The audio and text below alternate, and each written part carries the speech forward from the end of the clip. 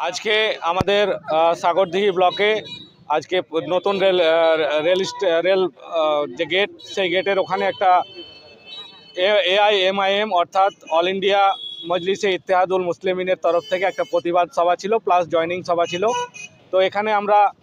যে বাইরে যে শ্রমিকরা আমাদের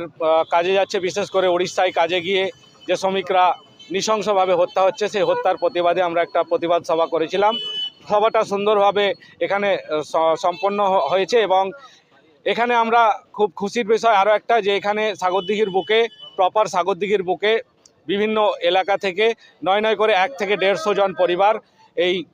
এআইএমএমের হাতকে শক্ত করতে, আসাদুদ্দিন ওয়েসি সাহেবের হাতকে শক্ত করতে আমাদের সঙ্গে যোগদান করেছে এবং আমরা তাদেরকে ওয়েলকাম জানাই। এবং ব্যারিস্টার আসাদুদ্দিন ওয়েসি সাহেবের হাতকে আমরা শক্ত করার জন্যে তার কর্মসূচি, তার যে দলিত, আদিবাসী এবং পিছিয়ে পড়া মুসলিম সমাজের প্রতি যে ভালোবাসা, যে আশার আলো উনি দেখাচ্ছেন, সেই আশাকে আমরা পাথেয় করে আমরা তার হাতকে শক্ত করতে চাই।